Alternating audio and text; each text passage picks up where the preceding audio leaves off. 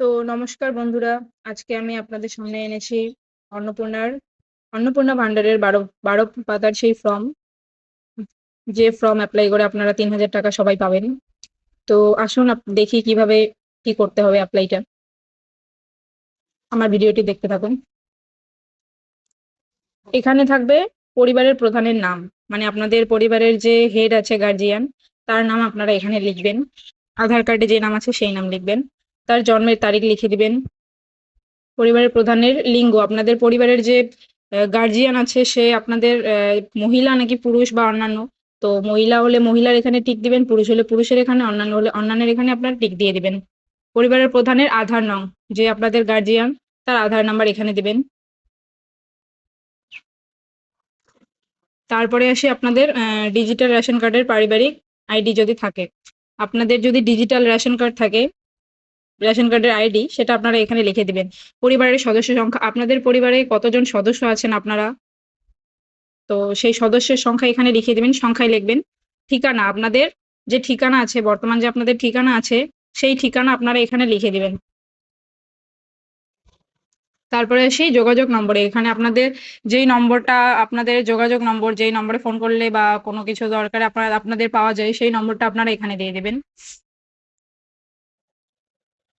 তারপরে আসি পরিবারের প্রধানের সঙ্গে আপনার সম্পর্ক কি।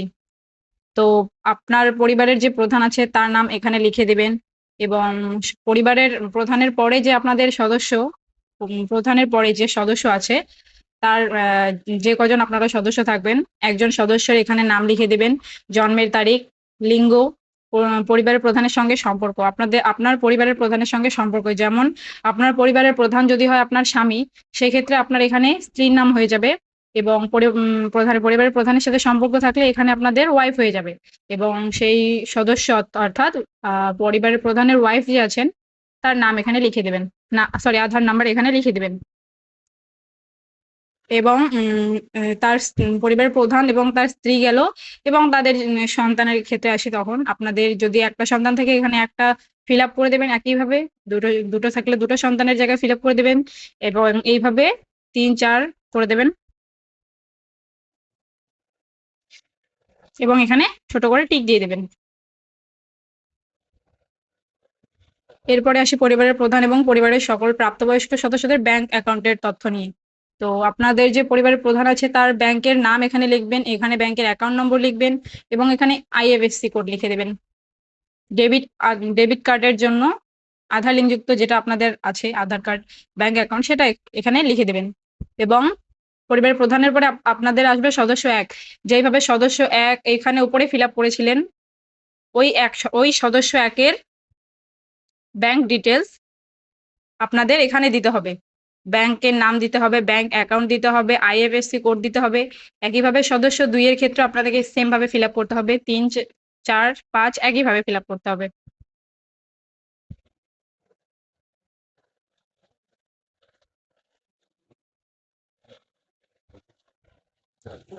তারপর আসি এপিক নং নিয়ে।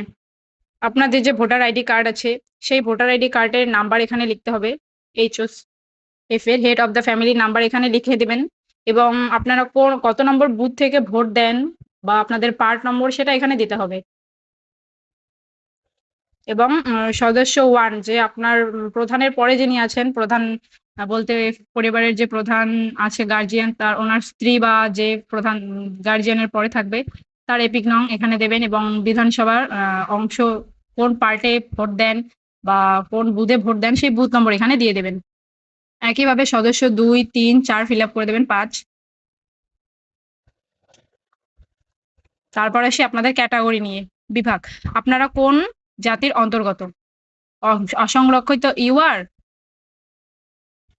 নাকি আর অসংরক্ষিত আর্থিক দুর্বল,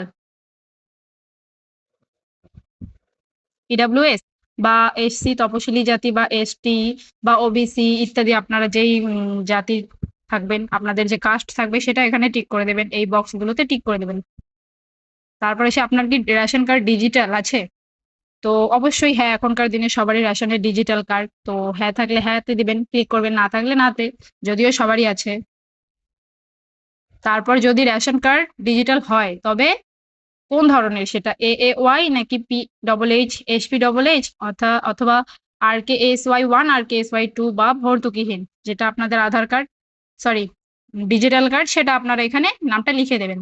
পরিবারের রেশন দোকান থেকে কি মাসিক রেশন তুলছে? আপনারা কি পরিবারের মাসে মাসে যে রেশন দেয় সে রেশন কি আপনারা তোলেন? যদি তুলছেন তবে হ্যাঁ, না তুললে না দেবেন। এবং বাড়ির ধরন, আপনাদের যে বাড়ি আছে, আপনাদের বাড়িতে কি 2টো বা 3টের বেশি পাকা ঘর রয়েছে? তো যাদের আছে তারা হ্যাঁ দেবেন, যাদের নেই তারা না দেবেন পাকা ঘর থাকলে। পারিবারিক জমির মালিকানা, আপনাদের যে জমি আছে, জমির খতিয়ান বা জমির যে কাগজ থাকে, তার সেই কাগজ যদি আপনাদের থাকে তবে হ্যাঁ দেবেন, জমি যদি আপনাদের থাকে, না থাকলে না দেবেন। এবং পরিবারের সকল সদস্যের মোট জমির পরিমাণ, অর্থাৎ আপনাদের যে জমি আছে, কতটুক জমি আছে সেটা এখানে দিতে হবে।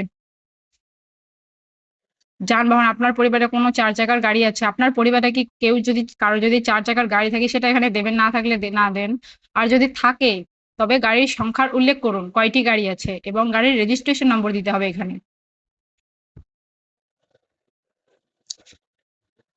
যেমন গাড়ি ধরুন জিপ গাড়ি, ট্রাক্টর ইত্যাদি যে কোনো গাড়ি থাকলে উল্লেখ করতে হবে কয়টি আছে, আর গাড়ির রেজিস্ট্রেশন নম্বর দেবেন। স্বাস্থ্য বীমা আসি। এরপর আপনাদের কি আপনাদের যারা যারা কোথাও কাজ করে বা কেউ কিছু করলে, সেখানে বেসরকারি হোক বা সরকারি হোক, আপনাদের উম, স্বাস্থ্য বীমা অর্থাৎ লাইফ ইন্স্যুরেন্স যে করতে হয়, সেটা যদি আপনারা করে থাকেন তো হ্যাঁ দেবেন, এবং না থাকলে না দেবেন। সেরকম ভাবে আপনার পরিবারের প্রধানের যদি থাকে তবে হ্যাঁ দেবেন, না থাকলে না দেবেন। যদি থাকে তাহলে বীমার অঙ্ক কয়টি আছে এখানে দিতে হবে। একই রকম ভাবে সদস্য 1 2 3 4 5 একই রকম ভাবে আপনাদের সকল সদস্যের এই পেজটাও ফিল আপ করতে হবে। তারপরে আসি, কোন সদস্যকে আয়কর বা পেশাগত কর প্রদান করে, আপনাদের ফ্যামিলিতে কেউ কি ট্যাক্স প্রদান করে? যদি হ্যাঁ হয় তবে হ্যাঁ, না থাকলে না। কেউ যদি ট্যাক্স দেন, সরকারি ট্যাক্স। পরিবার প্রধানের সদস্যের প্যান কার্ড, আপনাদের পরিবারের সদস্যদের প্যান কার্ড, এখানে যদি হ্যাঁ হয় তাহলে প্যান নম্বর দিতে হবে, আর নাম দিতে হবে। একই রকম ভাবে এখানে হেড অফ দ্য ফ্যামিলির নাম দিতে হবে, যদি প্যান কার্ড থাকে প্যান নম্বর দিতে হবে। এখানে সদস্য 1 এর নাম দিতে হবে, প্যান নম্বর দিতে হবে। এখানে সদস্য 2 এর নাম দিতে হবে, প্যান নম্বর দিতে হবে। একই রকম ভাবে 3 4 5 এটাও ফিল আপ করতে হবে। তারপরে আসি কর্মসংস্থান, আপনাদের পরিবারের প্রধান যে আছেন, যে গার্জিয়ান, তিনি কোন কাজের সাথে যুক্ত? তিনি কি সরকারি ক্ষেত্রে কাজ করেন বা বেসরকারি ক্ষেত্রে বা সংগঠিত ক্ষেত্রে, স্বনিষ্ঠযুক্ত উদ্যোক্তা, ব্যবসায়ী, মালিক ইত্যাদি, আংশিক সময়ের কর্মরত বা পার্ট টাইম, অসংগঠিত ক্ষেত্রে স্বনিযুক্ত, কারিগর, শিল্পী, কৃষক ইত্যাদি, পরিযায়ী, বেকার, শ্রমিক, বেকার, অন্যান্য ইত্যাদি। আপনাদের পরিবারের যে গার্জিয়ান আছে তিনি যে কাজ করেন, তিনি কোন কাজের সাথে যুক্ত, সেই কাজটা এখানে দিয়ে দিতে হবে।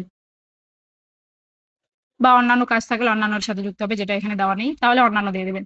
একই রকম ভাবে সদস্য 1 যে কাজ করে, সদস্য 2 যে কাজ করে, সদস্য 3 যে কাজ করে, সেগুলো দিতে হবে 4 5। একই রকম ভাবে সদস্য 1 2 3 4 5 দিয়ে দিতে হবে।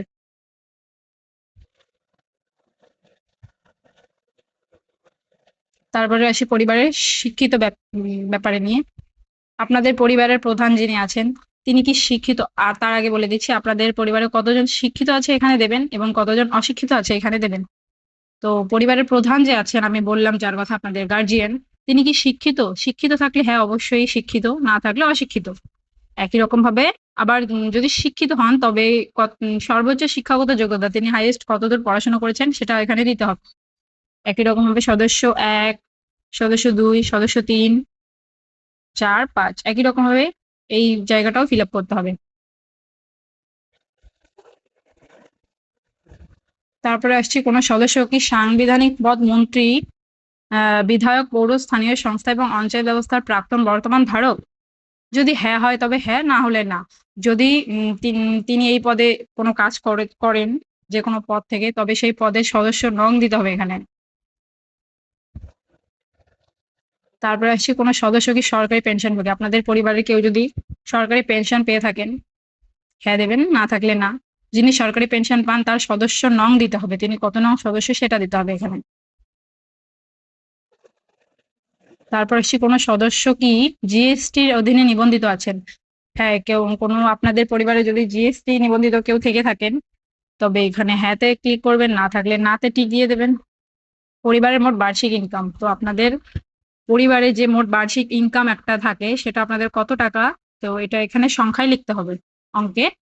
এরপরে আসছি সিএ আবেদনের বর্তমান অবস্থা থাকে। যদি আপনাদের পরিবারের প্রধানের ক্ষেত্রে সিএ এর আবেদনের বর্তমান অবস্থা থাকে, তবে আবেদন করা হয়েছে, যদি হ্যাঁ হয় আবেদন করা হয়েছে, আর যদি ইস্যু করা হয়েছে, যদি হ্যাঁ হয় সার্টিফিকেট নং দিতে হবে, আর যদি প্রযোজ্য নয় তো ওখানে প্রযোজ্য নয় ওখানে টিক দিয়ে দেবেন। একই রকম ভাবে সদস্য 1, সদস্য 2, 3, 4, 5 ফিল আপ করে দেবেন। তারপর আসছি আপনাদের যে অন্যান্য কিষাণ ক্রেডিট কার্ড, অন্যান্য স্কিম আছে, কিষাণ ক্রেডিট কার্ড, কেসিসি, এআরডি, শিল্পী credit card, artisan credit card, মৎস্যজীবী ক্রেডিট কার্ড, এমজেসিসি, শিক্ষার্থী credit card, student CC, etc etcetera ইত্যাদি আপনাদের যদি কোনো কার্ড থেকে থাকে সেই কার্ডের এখানে নাম্বার দিতে হবে, আইডির সংখ্যা দিতে হবে, যে তারিখে ইস্যু করা হয়েছে সেই তারিখটা, অ্যাকচুয়াল একটা ডেট যে ইস্যু করা হয়েছে যেটা আপনার, সেই ডেটটা এখানে দিতে হবে। তো পরিবারের প্রধানের ক্ষেত্রে একইভাবে ফিল আপ করবেন। এখানে সদস্য 1, 2, 3, 4, 5 একইভাবে এটা ফিল আপ করতে হবে। তারপর আসছি যদি এসআইআর এর 2026-এর নাম বাদ পড়ে থাকে তবে কিন্তু মামলাটি ট্রাইব্যুনালে বিচারাধীন কিনা।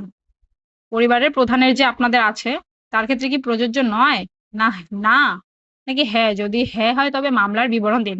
তো আপনাদের যে এবার 2026-এর এসআইআর এর নাম বাদ পড়ে থাকে তবে হ্যাঁ এখানে দেবেন, আর যদি না থাকে তো না দিয়ে দেবেন।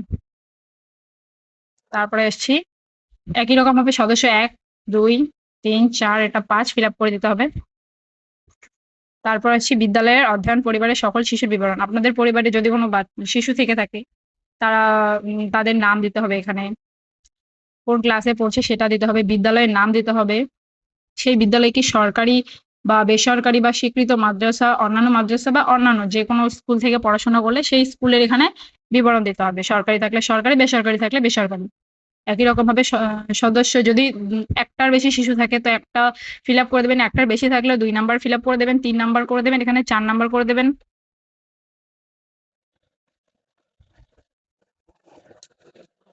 তারপর আসছি শিশুটির টিকাকরণের বর্তমান অবস্থা।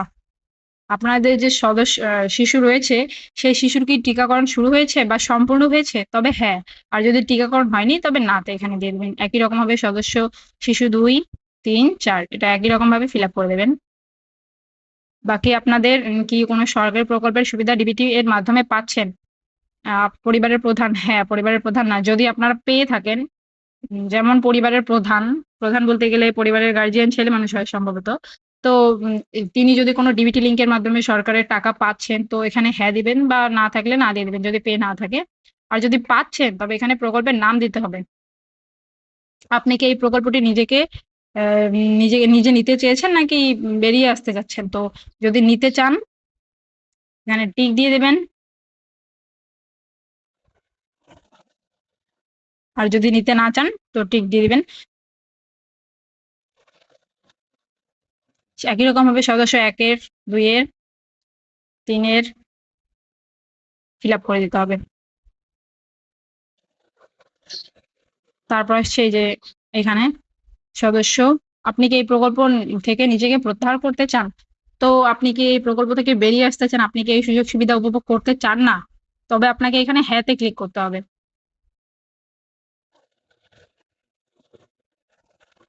আর যদি কোনো কারণে আপনি এই প্রকল্প থেকে বেরিয়ে আসতে চান সেই কারণটিও কিন্তু এখানে দিয়ে দিতে হবে।